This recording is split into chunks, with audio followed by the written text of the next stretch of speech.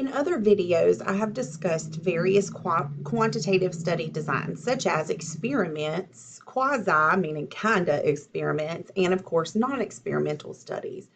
But there are some other things that we need to think about when it comes to different design decisions within quantitative research. And these span sometimes both experimental and non experimental studies. And you'll see that as we dive in.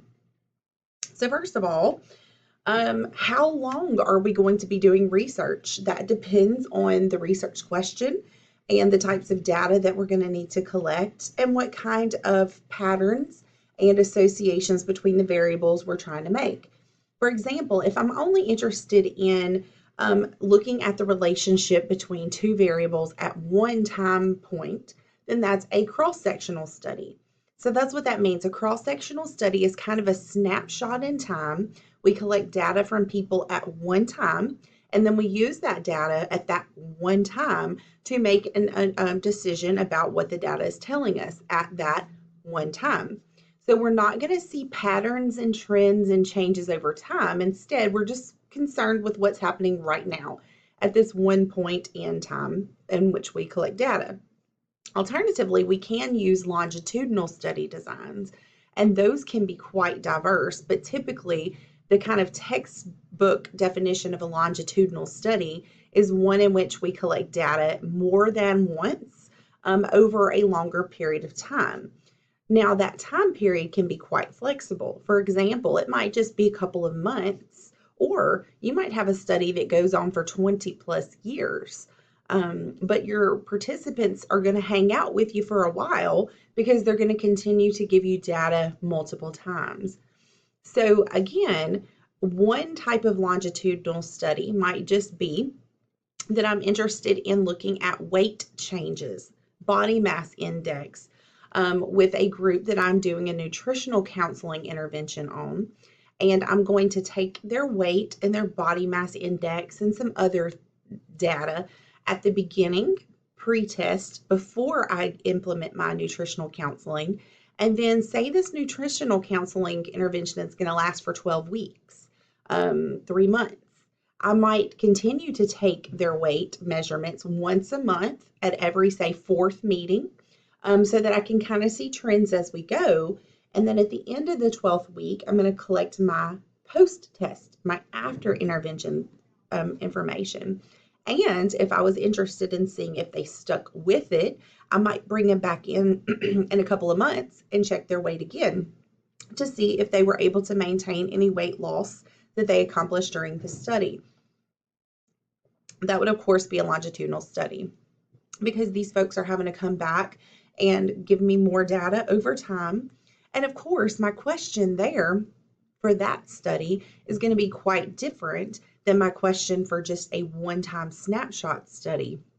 With a longitudinal study, we can see patterns of change over time, and that can also be stronger for us showing cause and effect because we have multiple patterns of changes that all suggest my weight loss intervention was successful because weight loss continues to happen greater in that group that got the intervention than the control group that didn't get anything special. Just typical usual care. The problem, as you see at the bottom of this slide, is that with longitudinal studies, we do know that there is going to be some dropout or attrition. I always share this, but I was part of a longitudinal study when I was a child. Both my brother and I participated in a diabetes kind of study. I have diabetics on both sides of my family, and so my mom enrolled both my brother and I in a study in which we had to go once a year, usually in October because that was my birth month, and we would have to have blood drawn to see if we had any issues with our blood glucose from the first point that we enrolled until whenever. The problem is I got busy once I got into high school with sports and all these things, and I just didn't want to participate anymore. And so my mom said, okay, well, you don't have to do this anymore. So I think, and this is again probably wrong because now I'm not 15 anymore. But if I recall, I might have gone to the clinic like 3 or 4 times, once a year for 3 or 4 years. But then after that, I dropped out. So what does that mean? That means my data is lost after that point. So I didn't go until I was 18 or whatever their parameters were that they were looking for.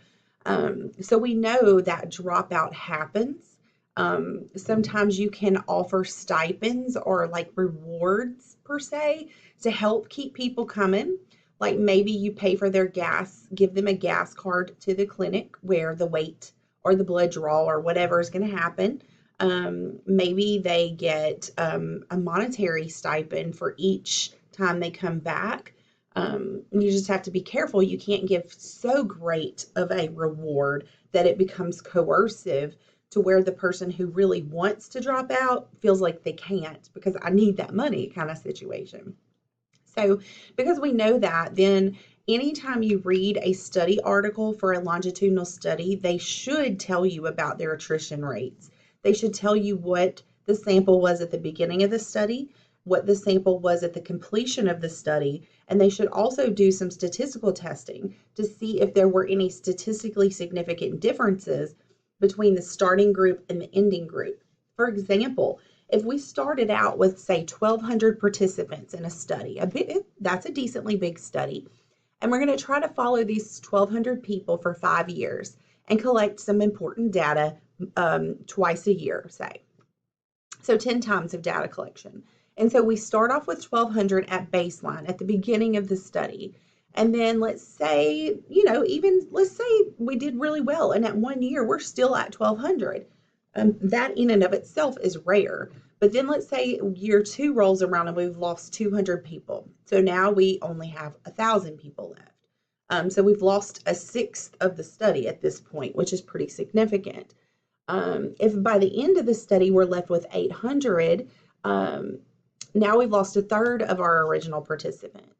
And that may or may not be problematic, but what if the mean age of the participants when I started my study was 25, and now at the end of the study, granted, we know this is 5 years later, so we would assume that if the mean age at time point A was 25, then we should see the mean around 30 if we still have the same mix of participants. So now let's say that my mean is 45. That means the people who dropped out of my study were more likely younger people. And now I'm more heavily skewed with a more older population sample than I started out with. So that might pose a problem depending on the question we're asking. And it's beyond the scope of this video, but there are statistical ways that we can check to see if that messed with our data and with our conclusions that we're making. And again, that's way beyond the scope of this video, but just know that any longitudinal article that you read should address attrition and whether that was problematic with the conclusions that they drew for the study. So that's kind of the time points, either a one-time snapshot or long-term or longer-term data collection over multiple time points.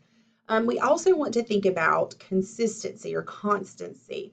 If this is an experiment and we are, say, doing that nutritional counseling intervention, and say I have 1,200 participants, let's say 600 are getting the control, are in the control group, meaning we just give them an app on their smartphone that they can do at their own pace to look up calorie content and to kind of give them some general diet teaching. But that's all they get, and they don't get any special extra visits or counseling or anything like that. Whereas our other 600 participants are in the nutritional counseling intervention group, and they come once a month to the clinic. They have their data drawn. They receive a one-on-one counseling with a dietitian who looks at their food plan that they've been following, looks at their food recall diaries, kind of talks about where some bad decisions might have been made, where empty calories happened, that kind of thing, and then coaches them on some better recipes or food prep styles based on their preferred dietary choices. And so we have to make sure that if person 400 receives the dietary intervention in a specific way, that person 500 also got the dietary counseling in the exact same way. They should be meeting at the same time point. We should have very similarly trained dietitians doing the study.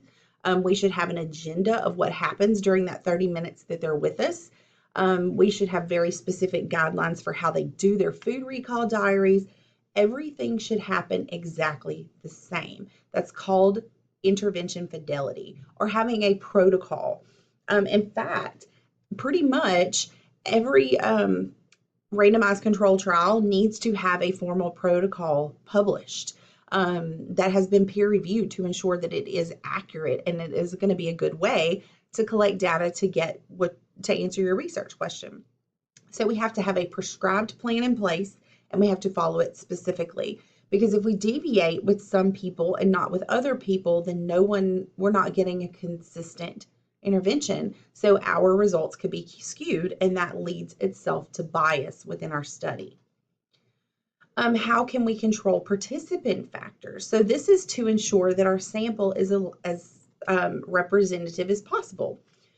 Sometimes we restrict our samples very, very specifically. So for example, there was a nurse health study. It's still going on actually, but at the time whenever I joined the nurse health study, you had to be female to participate and you had to either be a nursing student or a current nurse, a licensed nurse, and you had to be 18 up to I think 40 something. Don't quote me on that. But it was a very, very restricted sample. So they were not interested in male data. It was looking at nurses who were either in school to prepare for nursing or people who were already nurses and how well do we take care of ourselves. Because you've probably heard the adage, nurses are the worst patients. Sometimes we're so busy taking care of everybody else that we don't take care of our own health needs. So that was kind of the premise behind the nurse health study.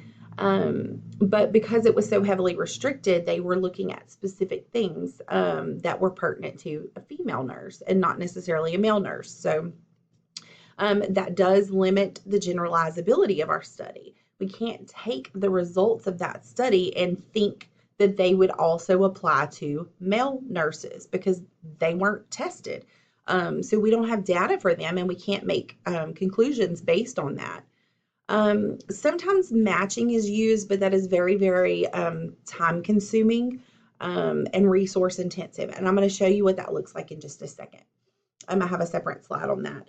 But we do use some statistical testing to control for confounding variables. That's what this means. Covariance, confounding variable is a way to think about that. But it is something outside of our main research variables, our main research questions that are influencing our outcomes. And so we want to kind of weed that out if we can.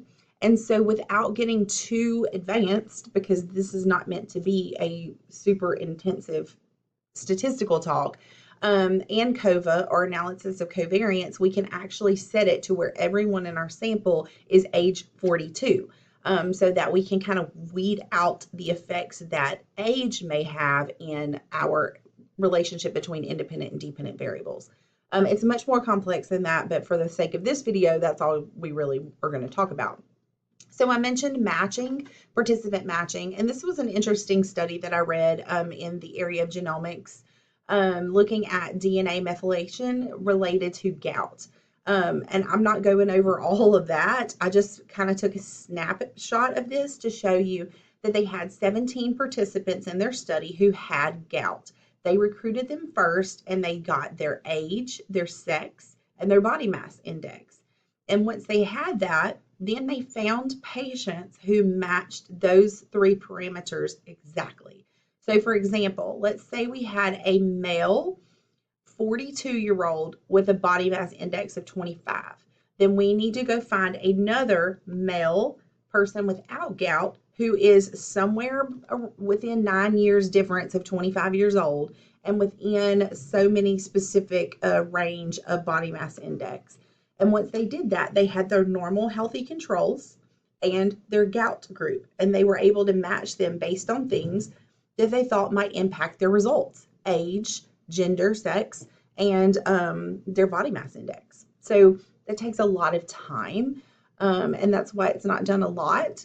But when you see it, that means that they should have very similar groups that they're making comparisons between. Finally, the last couple of things I'm going to talk about in this video are related to overall study validity.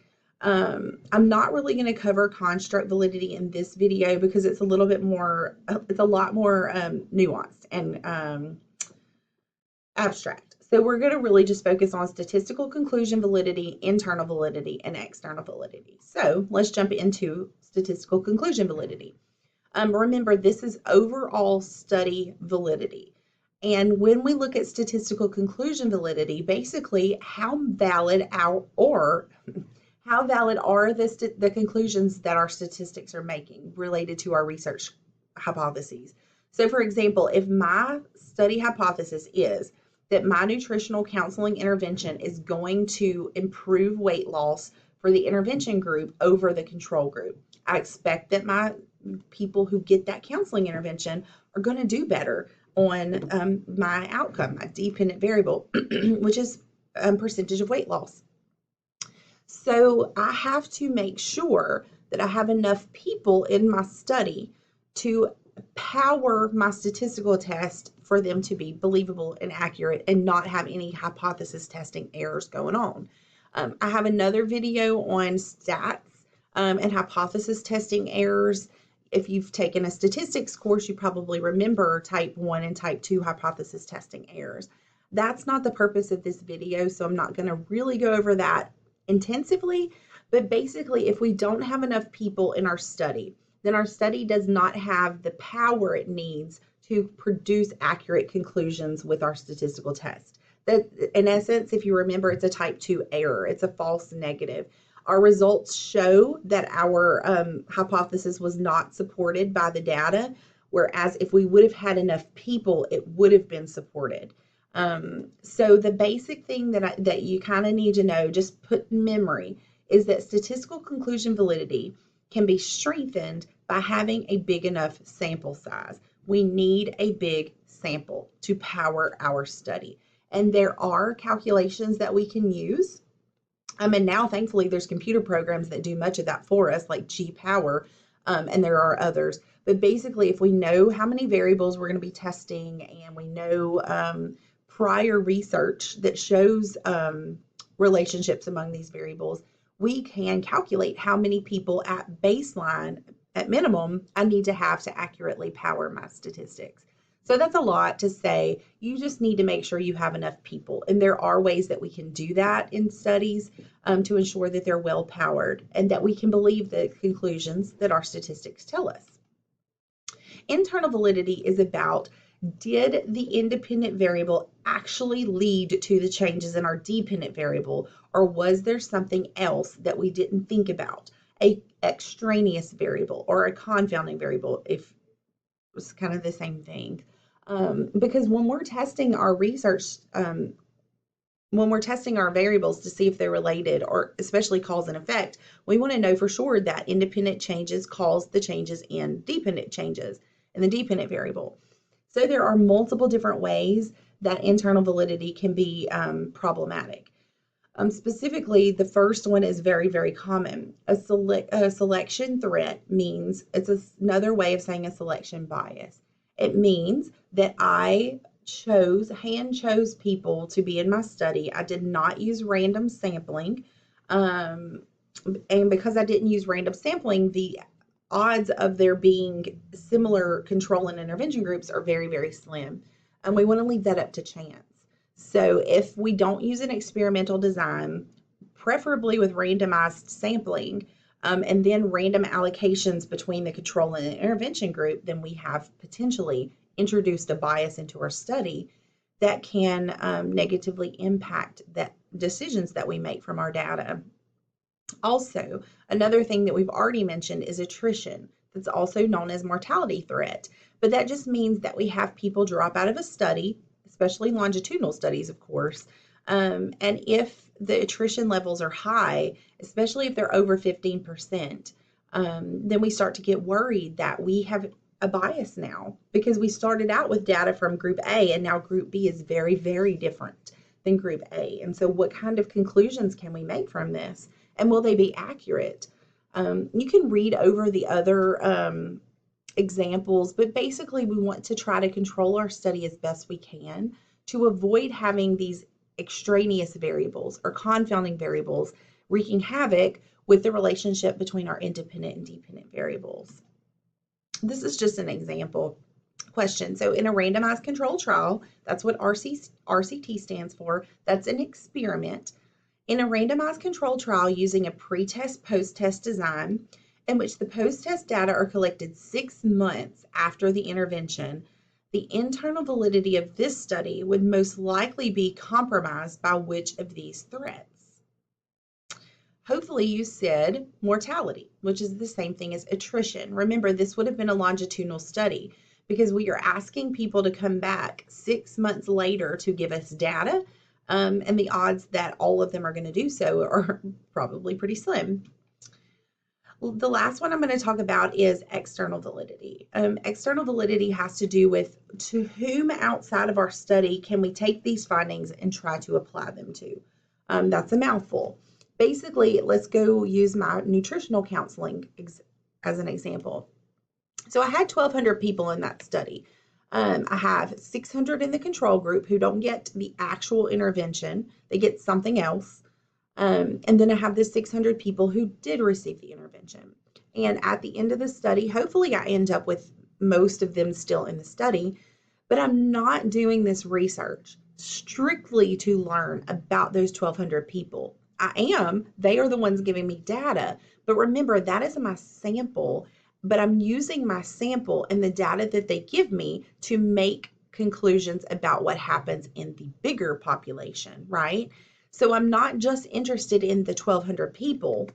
I'm using them to make inferences about the population. And so if my study, as I had examples earlier, were only female, then the only people to whom I can make inferences would be females. If everyone in my study was over the age of 35, then I could not make inferences about 20-year-olds because I didn't study them. So I don't have data to make generalizations. So basically, external validity is very similar to generalizability. I want to take the results from this study and they're good. I want to move them out to my patients that I take care of. So I need to know if my patient population I can take care of is similar to the people who were in that study. The easiest way to do this is through replication and through using multi-site studies. Replication means, and I've done this before, so I found a study that was very, very interesting to me. It was the only one of its kind that I could find through extensive literature review. It was on a topic I was very interested in. It used research instruments that I was interested in using. But the problem was it was done in New Zealand and Australia and the United Kingdom, which is fine, but it was on nursing students as of the population. And the nursing education environment is very different in the United States than it is in New Zealand, Australia, and the UK. So I didn't necessarily think I could just take those results and expect that they would be consistent here in the United States. So I wanted to replicate that study. So I did. I was able to get a sample from a few different universities. Granted, it was only in one state, so that's problematic because that may not represent the full of the United States, obviously. But I just wanted to see if the results from that original study that were done in multinational countries would be consistent with what we could see here in the United States. And they were. The results were very similar. And so that adds to my generalizability because now not only do I know that it will work in those multinational countries, but it could work. I could see consistent results here with my group that I looked at. And so I could use that as a nurse educator to make some decisions about what I do in my classrooms, basically. Obviously, we would like to use more than one study as the benchmark for anything that we do, especially if we're making changes in patient care, say our policies and procedures. We don't want to just read one random article and be like, oh, that's what we're going to do, because there's lots of issues that may be present in that study. So we want to pay attention to the types of people in the studies we're reading so that we know what types of people in our own practice we could potentially use that for. And that is all I have. Hopefully this has been helpful, especially in conjunction with the other 3 videos related to experimental designs, quasi-experimental designs, and non-experimental designs. These just add some extra layers to that some design decisions that researchers make that can either basically make or break their studies and the rigor of their studies. So thanks for watching.